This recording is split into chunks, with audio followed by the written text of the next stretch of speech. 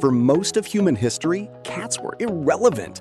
Not dangerous, not useful, not interesting.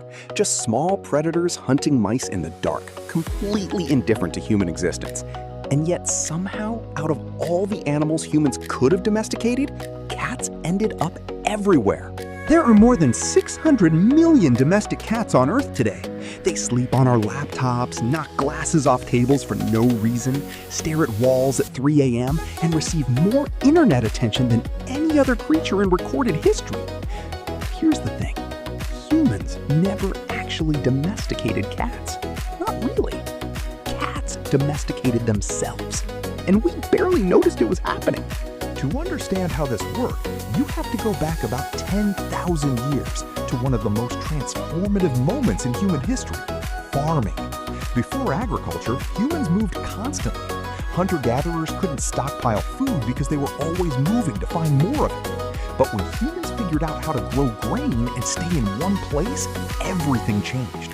For the first time in history, humans had something they had never had before: surplus. Stored food. Piles of grain sitting in clay jars and wooden containers, waiting out the winter or the dry season.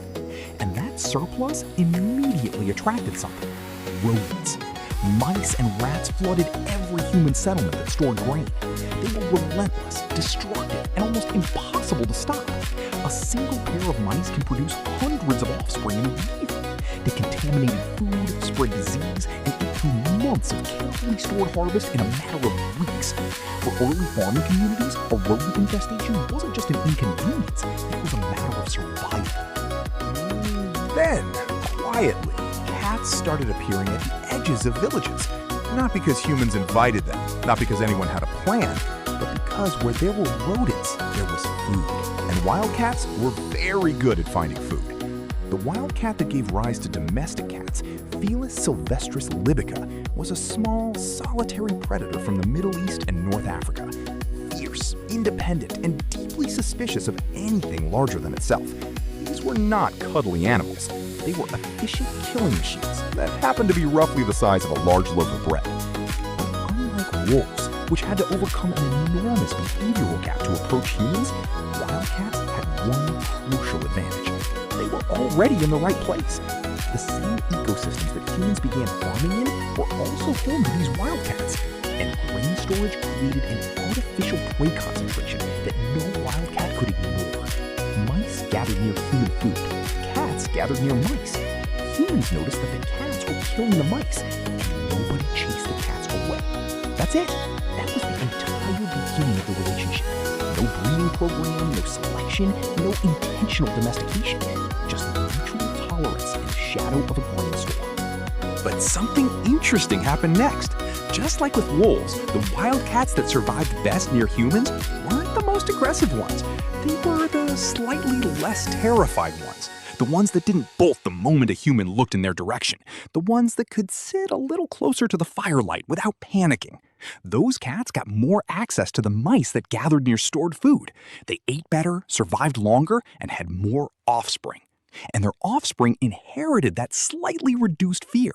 Over generations, something gradual and invisible was happening. The wildcats living near human settlements were being shaped by proximity to humans. Not intentionally, not consciously, just by the slow pressure of survival. The cats that tolerated humans thrived. The cats that didn't. And here is where cats diverged from almost every other domesticated animal. Dogs were bred, horses were bred, cattle, sheep, goats, all were actively selected and shaped by humans over thousands of years. Cats selected themselves. For most of their domestication history, cats bred with whoever they wanted. Humans weren't choosing which cats reproduced, cats were. Which is why, even today, the domestic cat is genetically almost identical to its wild ancestor. If you took a domestic cat and released it in North Africa, it would survive. It would hunt.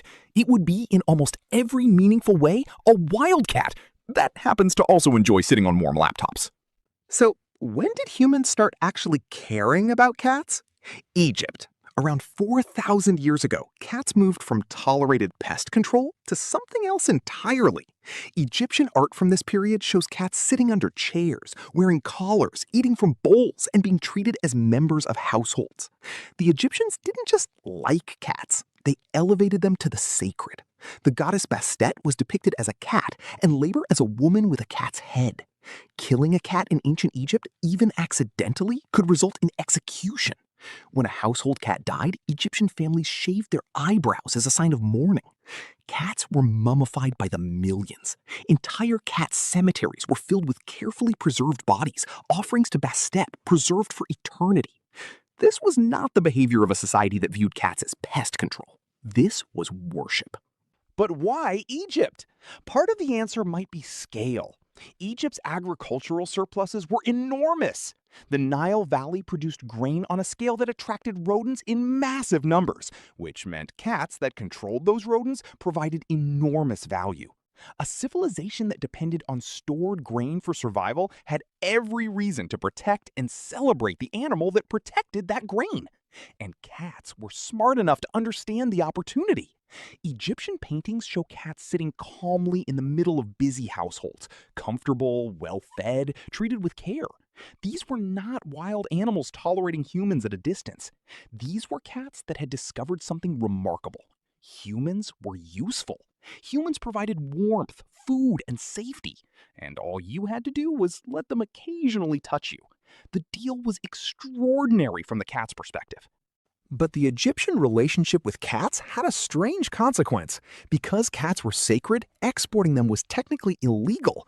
The Egyptian government actually ran operations to retrieve cats that had been smuggled out of the country. But cats spread anyway. Phoenician traders almost certainly carried cats on their ships because ships carrying grain also attracted rats, and cats were the most effective solution. Greek and Roman traders followed. Cats spread across Europe, into Asia, eventually across the entire connected world. Everywhere grain was stored and traded, cats appeared. They crossed oceans in ships not because anyone decided to bring them, but because the same logic that had always driven their proximity to humans still applied. Where there is food, there are rodents. Where there are rodents, there are cats. The Black Plague devastated medieval Europe, killing somewhere between 30 and 60% of the population. One factor that is often overlooked is what happened to cats in medieval Europe. The Catholic Church, in certain periods and regions, associated cats with paganism and witchcraft. Cats, particularly black cats, were persecuted. Populations declined in some areas, and rodent populations, predictably, grew. Fleas on those rodents carried disease.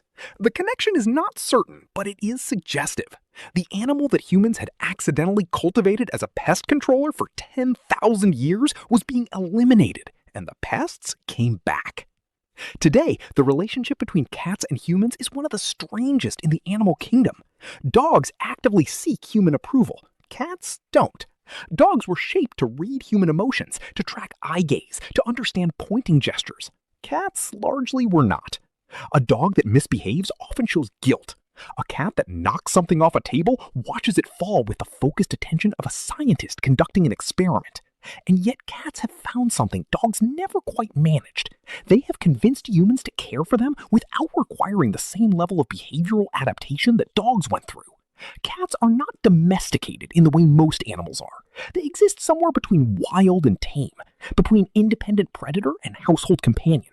They play by their own rules, maintain their own schedules, and somehow made this seem not like a flaw, but like a feature. There is something worth pausing on in the middle of all this history. Somewhere in ancient Egypt, a child probably played with a kitten while their parents cooked nearby. The kitten bit the child and then immediately started purring and rubbing against them. The child probably laughed. The parents probably watched. And nobody in that moment was thinking about evolution or agriculture or the Nile or civilizations that hadn't been built yet. They were just watching a small animal be unexpectedly charming. Cats never asked to be our companions. They were solitary hunters living perfectly well without us. But they noticed an opportunity and they took it. And 10,000 years later, there are 600 million of them living in our homes. Tonight, your cat is probably ignoring you. It might be staring at a wall, sleeping on your face, or carrying out some private agenda you will never fully understand. But it chose to be near you. Not out of need, not out of training, out of something that began thousands of years ago in a grain store at the edge of a village where a small, fierce wildcat decided that humans might be worth tolerating after all. And given everything that came next, that decision worked out rather well for both of you.